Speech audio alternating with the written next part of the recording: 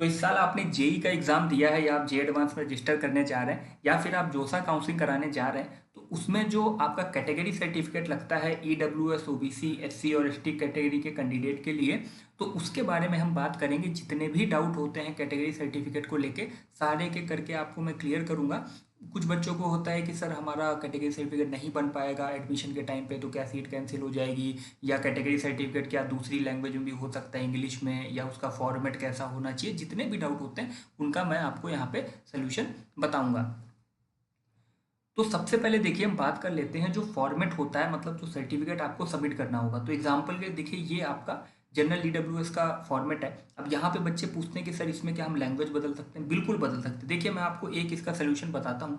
यहाँ पे जो आपके फॉर्मेट में जो इंपॉर्टेंट चीज़ें लिखी हुई हैं जैसे विलेज और नाम, ये सर्टिफिकेट नंबर, डेट, और ये जो मेन चीज़ है यहाँ पे देखिए 1 to 5 ये जो पॉइंट है ये आपके फुलफिल होने चाहिए। मतलब जो कंडीशन है इस कैटेगरी में आने की वो फुलफिल होनी चाहिए, और वो वहाँ पे जो इन्फॉर्मेशन है आप जो भी वहाँ पे सबमिट करोगे अपना कैटेगरी सर्टिफिकेट उसमें वो लिखी होनी चाहिए। तो आपका जो सर्टिफिकेट है वो इनवैलिड नहीं माना जाएगा, वो अप्रूव हो जाएगा।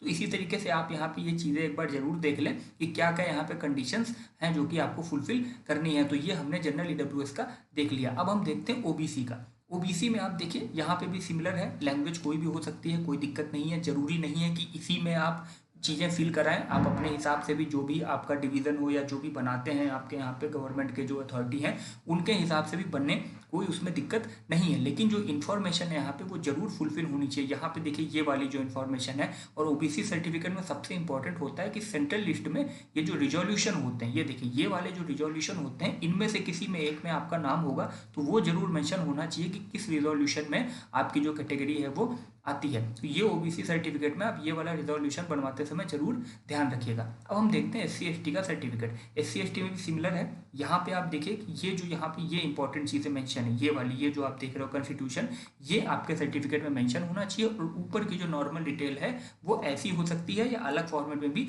हो सकती है। तो फॉर्मेट आपका अपना हो सकता है, कोई दिक्कत नहीं है, लेकिन जो यहाँ पे डिटेल मेंशन है वो आपके फॉर्मेट में जरूर होनी चाहिए, तभी जो आपका सर्टिफिकेट है वो वैलिड माना जाएगा। तो ये जो सर्टिफिकेट है इनके लिंक मैं डिस्क्रिप्शन में दे दूंगा, आप इनको देखें अच्छे से, और जिनसे आप बनवा रहे हैं उनको भी एक बार दिखाइए कि ये जो यहाँ पे इंपॉर्टेंट चीज़ें लिखी हुई हैं वो जरूर मेंशन हो। लैंग्वेज कोई भी हो सकती है, जो ऊपर लिखा है वो आपके सर्टिफिकेट में नीचे भी हो सकता है, कोई उसमें दिक्कत नहीं, जरूरी नहीं कि बिल्कुल ऐसा ही हो, लेकिन जो इन्फॉर्मेशन यहाँ पे लिखी है वो आपके सर्टिफिकेट में जरूर होनी चाहिए। अभी अगर आप जेई एडवांस के लिए अप्लाई करने जा रहे हैं और आपके पास कैटेगरी सर्टिफिकेट नहीं है, तो उसके लिए सोल्यूशन ये होता है कि आपको एक डिक्लेरेशन सर्टिफिकेट, ये जो आप यहाँ पे देख रहे हो, वो सबमिट करना होता है। वो कैसे करना है वो भी मैं आपको बताता हूँ, लेकिन एक चीज़ ध्यान रखिएगा कि आप जो भी अपना कैटेगरी सर्टिफिकेट बनवाओगे उसकी जो डेट है वो 1 अप्रैल 2024 के बाद की होनी चाहिए। ठीक है, ये आप याद रखिएगा, 1 अप्रैल 2024 के बाद का ही आपका जो कैटेगरी सर्टिफिकेट वो बना हो तभी वो वैलिड माना जाएगा। अब हम देखते हैं कि जे एडवांस में अप्लाई करने के लिए आपको डिक्लेरेशन सर्टिफिकेट कैसे सबमिट करना है।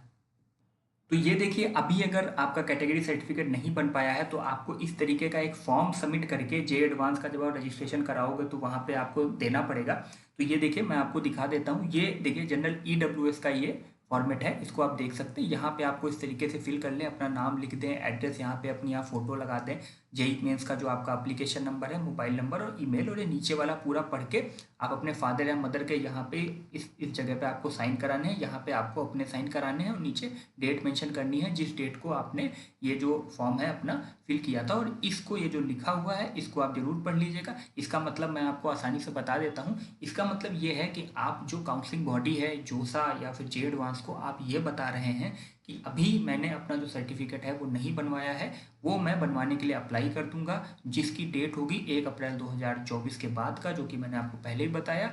और एडमिशन के टाइम पे जब मुझे सीट मिलेगी तब मैं अपना जो ये मतलब आपका जो सर्टिफिकेट है वो मैं प्रोवाइड करा दूंगा। ये आप यहाँ पे पूरा पढ़ लीजिएगा। इसका मतलब यही है, जो भी आपको रैंक मिलेगी, मतलब जो भी आपको सीट मिलेगी वो आपके रैंक के अकॉर्डिंग मिलेगी। अगर आप इसको नहीं करा पाते हो, मान लीजिए आपका गलत हो जाता है, तो क्या आपकी सीट कैंसिल होगी वो सब मैं आगे आपको बताऊंगा। फिलहाल आप इसको जैसे ये है वैसे इसको फिल कर लीजिएगा, और नीचे का जो ऑप्शन है पढ़ के आप यहाँ पे अपने सिग्नेचर कर दीजिएगा। इसी तरीके से ये देखिए ये ओबीसी एनसीएल के बच्चों के लिए है, यहाँ पे भी बिल्कुल सिमिलर है, वैसे ही आपको भरना है। और ये वाला है ये एससी एसटी कैटेगरी के बच्चों के लिए है, इसको भी आपको वैसे ही बिल्कुल भर लेना है और यहाँ पे जो अपने सिग्नेचर है वो करा लेने हैं। ये वाला एक बार आप जरूर पढ़ लीजिएगा, ये सेक्शन देखिए ओबीसी में भी ये वाला सेक्शन आप इस तरीके से पढ़ लीजिएगा।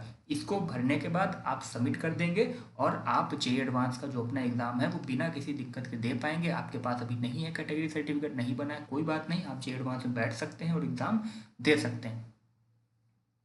तो अब देखिए हमने सबसे पहले ये वाली बात कर ली कैटेगरी सर्टिफिकेट की, कैसे आपको बनवाना है, हमने फॉर्मेट देख लिए। उसके बाद अगर आपके पास नहीं है अभी सर्टिफिकेट तो आप डिक्लेरेशन सर्टिफिकेट सबमिट कर सकते हैं। कैसे करना है सारी कैटेगरी के मैंने वो भी आपको बता दिया। अब जो एक बहुत इंपॉर्टेंट और कॉमन क्वेश्चन होता है बच्चों का वो ये कि अगर मान लीजिए आपको जो जोसा की काउंसलिंग होती है उसमें सीट मिलती है। जोसा काउंसलिंग कैसे होती है अगर आपको नहीं पता तो वीडियो देखिए, ऊपर आई बटन है उस पर क्लिक करके आप देख सकते हैं। यहाँ पे देखिए ये जोसा की जो काउंसलिंग है आपकी, उसमें आपको जो सीट मिलती है, देखिए जोसा काउंसलिंग पूरे 6 राउंड में होती है। अब इस काउंसलिंग में अगर मान लीजिए आपको फर्स्ट राउंड में आपकी सीट मिल जाती है, ठीक है, और आप ओबीसी कैटेगरी के बच्चे हो, तो हम ओबीसी कैटेगरी का एग्जांपल लेंगे। मान लीजिए आप ओबीसी कैटेगरी के स्टूडेंट हो और आपको जो सीट मिली वो ओबीसी कैटेगरी में मिली है, ठीक है। मैं आपको दिखा देता हूँ कि जब सीट मिलेगी तो आपको किस तरीके से दिखेगा। तो ये देखिए जब आपको सीट मिलेगी तो इस तरीके से आपको जो आप जोसा काउंसलिंग कराओगे वहाँ पे वेबसाइट में आपको दिखेगा। ये देखिए राउंड 1 में यहाँ पे सीट मिली हुई है, चॉइस नंबर 4 है, कौन सा कॉलेज ब्रांच सब लिखा हुआ है। अब यहाँ पे देखिए इंपॉर्टेंट चीज़ क्या है कि अलॉटेड कैटेगरी, ये देखिए यहाँ पे ओपन में मिली हुई है, ठीक है। तो इसी तरीके से आपको जो कोटे में जिस भी कोटे में सीट मिलेगी वो यहाँ पे आपका अलॉटेड कैटेगरी में दिखाई देगा। तो मान लीजिए कि अभी हमने जैसे ओबीसी का एग्जांपल लिया तो यहाँ पे आपको ओबीसी कोटे में सीट मिल जाती है, ठीक है, और आपका जो सर्टिफिकेट है वो इनवैलिड है या तो आप नहीं प्रोवाइड कर पाए, जो भी आपका रीज़न रहा हो, तब आपकी जो सीट होगी वो कैंसिल कर दी जाएगी। अगर आपको सीट आपके कोटे पे मिली है और उस कोटे पे ओबीसी कैटेगरी के अकॉर्डिंग मिली है और आप कैटेगरी सर्टिफिकेट नहीं दे पाए हैं तो आपकी सीट कैंसिल हो जाएगी। लेकिन आगे के राउंड में आप पार्टिसिपेट कर सकते हो और आपका जो सीट अलॉटमेंट होगा अब आपको वो as a general student treat करके सीट आपको दी जाएगी। मतलब अगर जनरल कैटेगरी के हिसाब से आपको सीट मिलनी होगी तो आगे के राउंड में आप पार्टिसिपेट कर सकते हो और उस राउंड में आपको सीट मिल जाएगी।